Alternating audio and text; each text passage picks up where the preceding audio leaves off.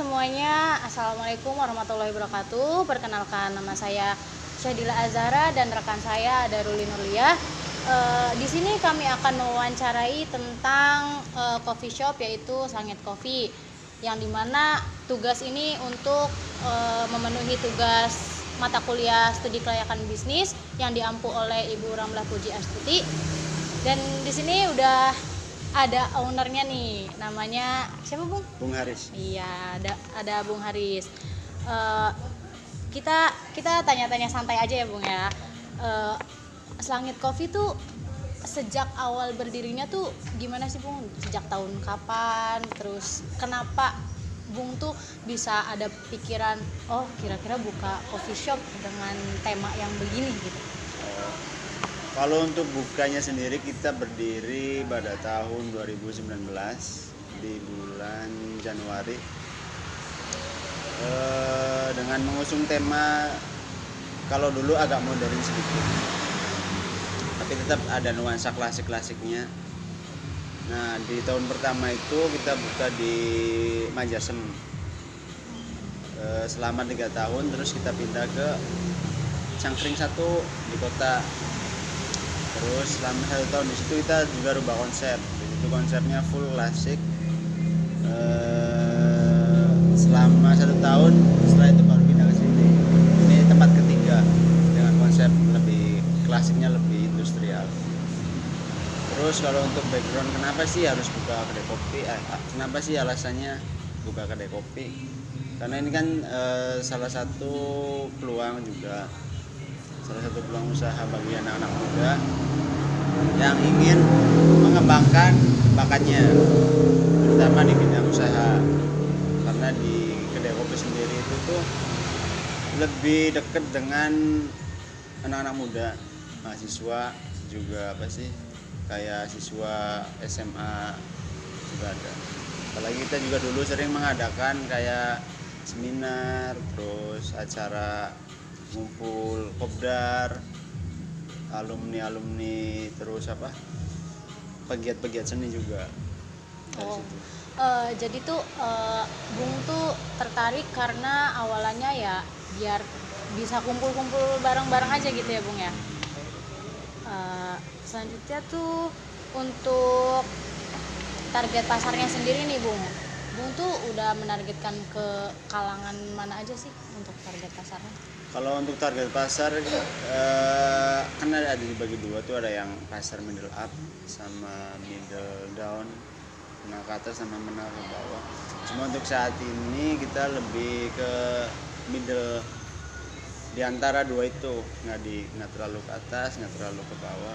Makanya kita sekarang lebih dekat dengan mahasiswa, lebih dekat dengan teman-teman yang sudah bekerja. Kita terus sering mengadakan acara juga, kayak semacam acara komunitas. Jadi kita menyasar ke situ anak-anak muda.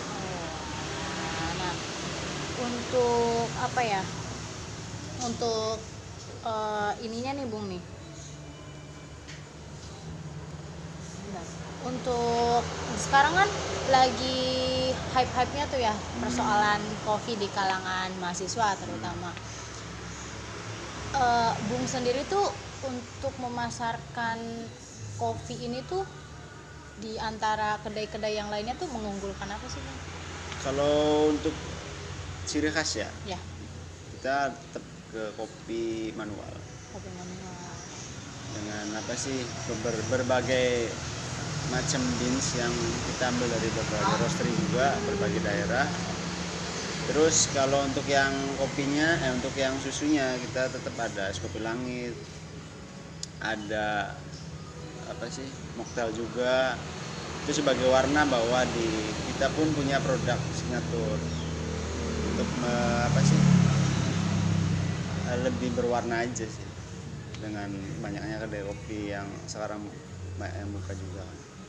Berarti di sini tuh menunya selain kopi nih, Bung, berarti ada dari susu juga gitu ya. Terus apa lagi nih, Bung? Mixologi, mocktail yang segar-segar, kayak ada sakura, ada Confuse, Itu untuk yang menu yang mocktail yang lebih seger dan lebih apa sih, fresh. Atau yang untuk yang nyantai chill itu kopi susu, kopi langit. Kalau untuk yang pure kopi banget kita di filter kopi yang berbagai beans macam-macam. Oke.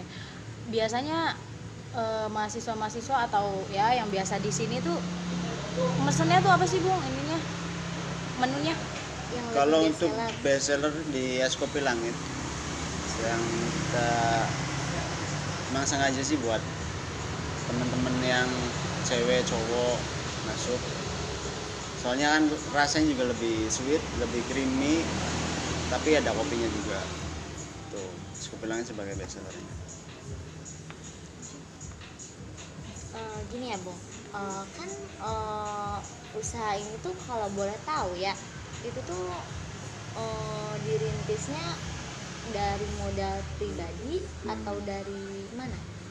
Kalau untuk ngerintis modal usaha Slangit Coffee kita pakai modal sendiri awal gitu dengan besaran 20 juta.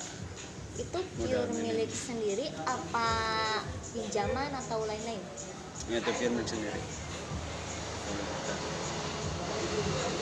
Kalau kedai kopi ini dikelolanya Bung serahin ke orang lain atau dari Bungnya sendiri yang turun? Kalau untuk kelola sekarang kita sendiri yang turun. Kan kita juga apa sih masih suka umbar juga. Terus apa ya? Ya untuk manajemen full kita yang pegang. Sebenarnya maaf ya Bung, kalau misalnya orang yang pebisnis itu memerlukan gelar apa enggak sih? Kalau untuk gelar sebagai pebisnis sih tidak ya, karena kalau seorang pebisnis kan yang diutamakan itu produk, bukan gelar. Itu gelar tuh ya semacam modal ini relasi aja. Yang penting punya produk, lu punya karya yang bisa dijual. Kalau Bung sendiri, kalau boleh tahu dari lulusan mana? Aku lulusan Fakultas Bahasa Inggris, Fakultas Ilmu Keguruan, Surakarta. Oh, bisa ganti juga. Tahun 2016 tapi lulusnya. Oh, alah. Nah, untuk kedai kopi sendiri kan ini kalau dilihat-lihat banyak ya Bung ya peralatannya. Itu tuh ada apa aja sih Bung kalau boleh tahu? Yang di mana di bar? Ini nih yang di bar ini. Itu kalau yang sebelah sini itu untuk varian beans filter coffee. Ya buat V60, Tubruk. Kalau yang ini dari Bandung. Itu juga dari Flores, ada yang dari luar negeri juga ada, Ethiopia sama Gayo. Itu ada berapa ini sih Bung? Berarti satu ini tuh satu alat gitu ya? Iya, satu alat. Nanti kalau misalkan mau yang rasa yang berbeda nanti bisa diulik juga pakai alat yang lain. Oh, oke deh.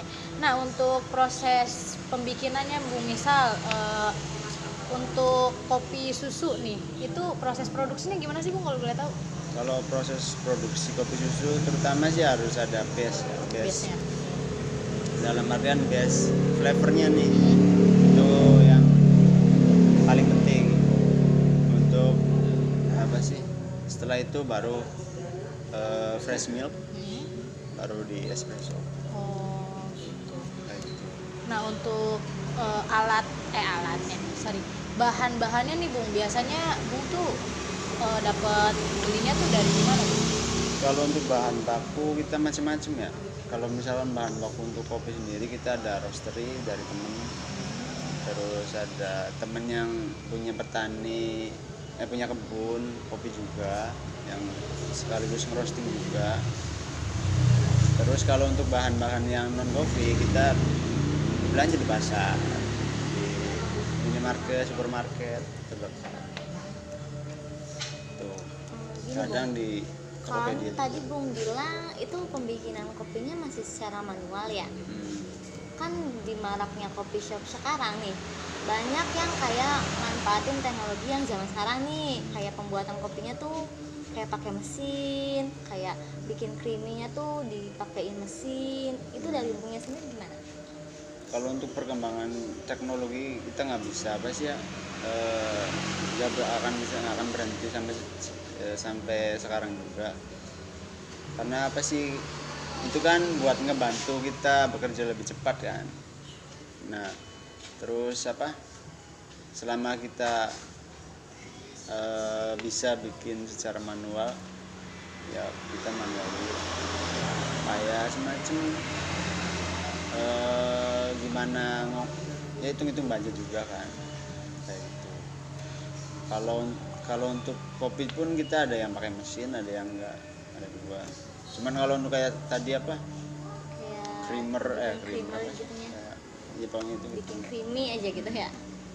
itu masih alat biasa. Nah untuk berdirinya kedai kopi sendiri kan itu kan pasti ada dampak untuk sosial lingkungan di masyarakat sini, terus ada dampak ekonominya. Kira-kira dampak positif dan negatifnya tuh dari kedai ini tuh apa ya buat lingkungan sama sosial? Kalau dampak positif jelas ada, karena kedai kopi kan ada sebagai tempat atau sebagai wadah teman-teman bertemu, kayak semacam berbagai komunitas. Kemarin juga sering ada kayak komunitas ini dengan komunitas yang bertemu. Itu kalau untuk sekarang di kedai kopi sebagai tempat yang sangat cocok. Itu dampak positifnya. Terus kedua itu dampak dari produk juga, dari kopi juga kan istilahnya ada kandungan kafein, ada berbagai kandungan yang bisa menurunkan berat badan, juga bisa meringankan apa ya, kinerja otak, jadi lebih tahan lama juga, kayak semacam espresso contoh. Ketika orang mau lebih fresh di pagi hari, itu espresso sebagai solusi, karena ketika udah minum espresso jadi lebih segar. Tahu nih ilmu baru ya. Itu positifnya. Kalau negatifnya apa ya, begadang sih teh. Iya. Iya ya. Udah begadang doang. Jatuhnya kesehatan ya. Iya gitu. Kalau untuk targetnya sendiri, pencapaian target yang pernah Bung Capai. di kedai kopi shop ini? Kalau target kan berdasarkan ini ya, budget itu nominal budget atau apa? Kayak penjualannya melampaui batas gitu, kayak Berapa produksi dari iya, tadi, berapa berapa pieces produksinya. Kita tuh pernah nyampe 100 cup juga pernah, Satu hari. satu hari 100 cup. Kadang paling sepi juga pernah 1 cup. Itu tuh pas COVID dulu. Pas PPKM itu 1 cup pernah, sampai 100 cup juga pernah. Itu seimbang lah Sama ini. semuanya, aman. Nah untuk ini nih Bung, kira-kira ruangan ini tuh kalau diukur pakai matematiknya tuh berapa sih Bung luasnya gitu? Kalau luas ruangan sendiri di kedai Langit Kopi itu 20 meter persegi, 50 bentar 50 meter persegi gitu kan. Kalau boleh tahu ya Bung, Bung sendiri ini itu kan apa, modal usahanya 20 ya, sekitar 20-an. Itu udah sama beli tanah ini? Enggak, kalau untuk tempat kita masih nyewa, masih sewa, karena kalau dari nol nggak mungkin segitu kan. Iya sih ya, Iya. 50 lebih ya. Apalagi kalau mau lebih cepat, privilege deh. Kalau privilege-nya orang kaya cepet tuh, Iya sih, itu jalur cepat. bisa cepat bikin usaha. Cuma kita emang secara natural, dari kitanya sendiri tuh pengen secara natural, pengen usaha dari modal sendiri, tempat ya nyewa sendiri, ya menikmati jalannya usaha aja, lebih enjoy. Nah untuk karyawan-karyawannya nih Bung, sekarang tuh udah ada berapa karyawan di Senang itu? Sekarang 3 orang. Itu tuh pakai sistem shift atau ya udah dari pagi sampai ke malam ya? Pakai sama malam. Pakai sistem shift Pakai sistem shift. per 8 jam. Nah, Maksudnya. Tuh. udah sih. Terus Udah. Terima kasih banyak nih Bung nih ya atas informasinya. Kita juga jadi banyak tahu nih tentang perkopian. Mungkin nextnya kita bisa belajar langsung kali ya, ya paman. untuk belajar ngeracik kopi yang enak tuh kayak gimana gitu. Begitu saja teman-teman.